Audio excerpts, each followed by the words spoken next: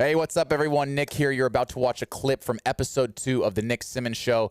If you want to see that show in its entirety, I will link it in the description below. But today, we are talking about the one race that I'd give anything to go back in time and be a part of. Roll the clip. All right, today I'm opening it up to questions. I say, if you can ask me anything, what would you ask me? All right. I thought about this one for like literally the last, I don't know, since you sent out that text message. Yeah. Like, okay, what am I going to ask him? And then I finally came up with one. And I'm not sure if this has been asked, but I wouldn't be surprised if it was. No problem. For you, if there was a race that you haven't already raced in before, it could be in like your lifetime or in the past. Is there a race that you would like to be a part of and compete in? That is such a good question. And honestly, I wrote it down as you were asking the question. It's so obvious in my head.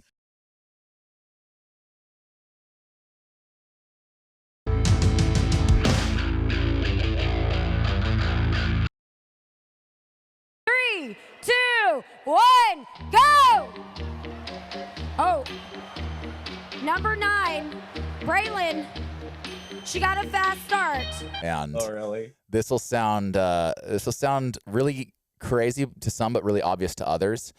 For those of you who watched the 2008 Olympic final, it is a team that I qualified for. I bombed out in the semis, and the winner, I think it was Wilfred Bungay, he went 52, 52, 144 to win the Olympic gold.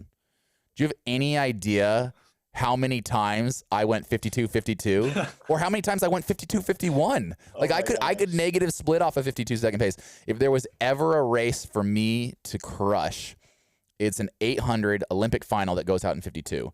And I just wasn't ready for it. I was only 24 years old. I was really inexperienced. I kind of panicked in my semifinal. I didn't make the final.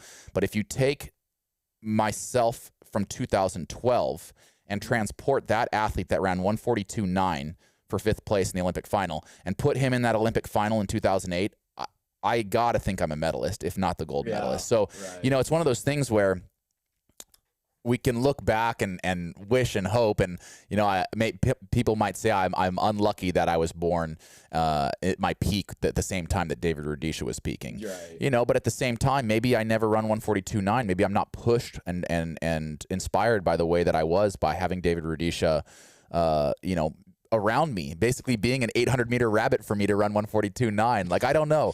I think that I try not to think about those things too much, and I just try to focus on what my sports psychologist calls an attitude of gratitude. And so instead of saying, oh, you know, bummer, I didn't, you know, peak in 2008 and win an Olympic gold medal, I say, how grateful am I that I got to be a part of the world record race, that I got to run 142.9. That probably never would have happened without David Rudisha. So, but yeah, if I could transport myself and just, you know, wonder, it would have been 2008 Olympic final. Gotcha. I watched that from the stands. It hurt so bad to sit in the stands with my buddies, you know, kind of hanging our head that we weren't in the finals, but to watch that race live was incredible. I can only imagine how that felt. It's mixed emotions, I bet.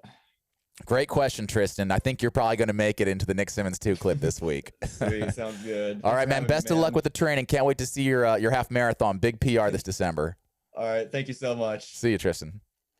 All right. Thanks for calling in. Now, a lot of our callers naturally mentioned how much they love Run Gum. This show is sponsored by my company, Run Gum. Run Gum, it's like an energy drink, but in gum form. And the trial pack gives you all 6 flavors, plus a headband, plus a sticker, all absolutely free. Just pay shipping and handling. I'll link that in the description below. See you tomorrow.